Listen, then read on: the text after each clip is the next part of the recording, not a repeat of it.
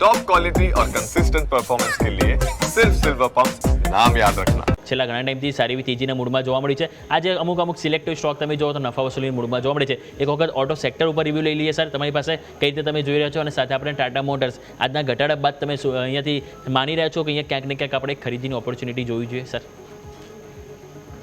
વાત કરીએ આપણે ઓટો ઇન્ડેક્સમાં સીઆઈએનએક્સ ઓટો પર નજર કરીએ તો એક પ્રીવિયસ હાઈ પાસે પ્રાઇસ ઓલમોસ્ટ તૈયારી છે આવવાની, અને એક પ્રીવિયસ હાઈ જે અરાઉન્ડ 27,600 ની અરાઉન્ડ એક પ્રીવિયસ હાઈ પડ્યો હતો.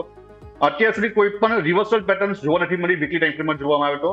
તો એક ઓલ ટાઈમ હાઈનું બ્રેકઆઉટ જોવા મળી શકે છે ઓટો સેક્ટરમાં, અને એક 29,800 સુધીના લેવલ ઓટો ઇન્ડેક્સમાં જોવા મળી શકે છે. વાત કરીએ સ્ટોક સ્પેસિફિક તો મારા માનવા પ્રમાણે બજાજ ઓટો, હીરો મોટર્સ અને મારુતિ જેવા સ્ટોક્સને હાલમાં એવોઇડની સલાહ છે. નવી એન્ટ્રી માટે આ સ્ટોકને એવોઇડ કરીને ચાલવું જોઈએ. પરંતુ વાત કરીએ ટાટા મોટર્સ, તો ટાટા મોટરમાં જોવામાં આવે તો એક કરેક્શનની પેટર્ન વેવ પ્રમાણે હું કમ્પ્લીટ જોઈ રહ્યો છું, અને આ સ્ટોકમાં એક જોવામાં આવે તો એક ફ્રેશ ટ્રેડલાઇનના બ્રેકઆઉટ પણ જોવા મળ્યા છે. તો ટાટા મોટરમાં એક અપસાઇડની મોમેન્ટમ જોવા મળી છે. જો એકવાર બ્રેકઆઉટ થાય છે 725 નું, તો 725 નું એક બ્રેકઆઉટ લેવલ ધ્યાન રાખવું જોઈએ. આના બ્રેકઆઉટ ઉપર નવી એન્ટ્રી કરીને ચાલુ છે ઉપરમાં, અને ટાટા મોટર્સમાં આવનારા ટાઈમમાં એક 930 સુધીના લેવલ જોવા મળી શકે.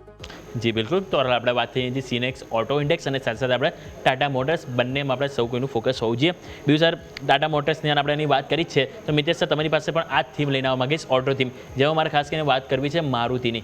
મારુતિમાં પણ આપણને ખ્યાલ છે કે સારી એવી તેજી જોવા મળે, અને છેલ્લા આપણે જોઈએ 7 થી 8 ટ્રેડિંગ સેશનથી આપણે રોજ નવો હાઈ બનતા જોવા મળે છે. આજે પણ નવો હાઈ બન્યા છે 52 વીક હાઈ, પરંતુ ઉપલા સ્તરથી થોડીક નેગેટિવિટી જોવા મળી રહી છે. તો સર તમે અહીંયા કઈ રીતે રણનીતિ અપનાવીશું? જેની પાસે ઓલરેડી પોઝિશન હોલ્ડ હોય એ લોકો માટે એ સલાહ રહેશે, અને નવી ખરીદી માટે આ લેવલ તમે કઈ રીતે જોઈ રહ્યા છો સર?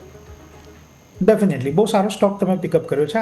આ સેક્ટરમાંથી બે સ્ટોક છે જેની ઉપર અમારી એક બહુ સ્ટ્રોંગ રિકમેન્ડેશન છે બાઇંગ. હવે હું ટેકનિકલી વાત કરું તો મારુતિએ મલ્ટિપલ હાઈસ લગાવ્યા અરાઉન્ડ 13,300, 13,700, 13,800 ની વચ્ચે, અને અનફોર્ચ્યુનેટલી એ ક્રોસ નથી કરી શક્યું. રિસન્ટ જે રેલી આવી એની અંદર આ જે લેવલ છે 13,800નું એ સક્સેસફુલી ક્રોસ કર્યું, અને ત્યાર પછી તમે જુઓ ટેકનિકલી વાત કરું તો આપણને ગેપ અપ જોવા મળ્યું હતું 19મી ઓગસ્ટ 2025, જ્યાં ક્લોઝ હતો 14,250 રૂપિયાનો. ત્યાર પછીથી જો મેં 14,250 થી જે 15,800ની અને ઇવન અત્યારની જે બી રેલી જુઓ છો, ઇન્ક્લુડિંગ આજની બી, એ એકદમ વર્ટિકલ રેલી છે. એટલે અમને એવું લાગી રહ્યું છે કે જો તમે આખું હેડ ટુ હેડ કમ્પેરિઝન કરો તો બજાજ ઓટો, હીરો મોટોકોર્પ, મારુતિ, કે જ્યારે એ લોકો બજાજ ઓટો, હીરો મોટોકોર્પ, પછી ટાટા મોટર્સ તો જો કે ઘણો ચાલ્યો નથી, પણ એની સાથે તમે સરખાવી લો આઈશર મોટરને, તો જ્યારે આ સ્ટોક્સ એક બહુ સ્ટ્રોંગ અપમૂવમાં હતા ત્યારે મારુતિ બહુ મ્યુટેડ પરફોર્મન્સ હતું. હવે અત્યારે મારુતિનું બ્રેકઆઉટ આવ્યું છે.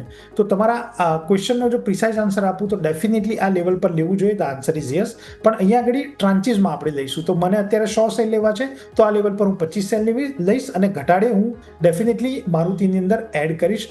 અમને એવું લાગે છે કે ગોઈંગ ફોરવર્ડ મારુતિ 16,000, 18,000ના લેવલ્સ ક્રોસ કરશે. ડેફિનેટલી આપણે એક શોર્ટ ટર્મની અંદર ઘણો સારો એક રન જોવા મળ્યો છે.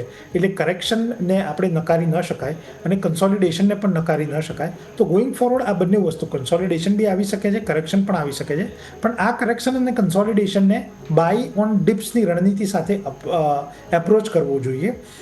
બીજો જે સ્ટોક છે આ જ સેક્ટરની અંદર જે અમને એવું લાગે છે કે બહુ સ્ટ્રોંગલી અપ જશે, એનું નામ છે અશોક લેલન.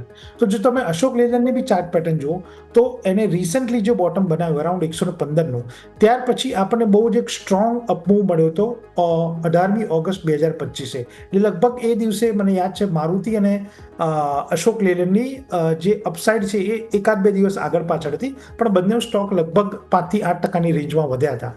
ત્યાર પછી જો તમે 18 ઓગસ્ટ પછીની જો તમે અપસાઇડ જુઓ તો હાર્ટ ઓફ હાર બોટમ ફોર્મેશન છે, અને અમને એવું લાગી રહ્યું છે કે આવનારા દિવસોમાં અશોક લેલન 180 અને 200ના લેવલ્સ બતાવશે. તો ડેફિનેટલી આ લેવલ ઉપર મારુતિ અને અશોક લેલન પર બાય ઓન ડિપ્સની રણનીતિ સાથે તમે પોઝિશન લઈ શકો છો.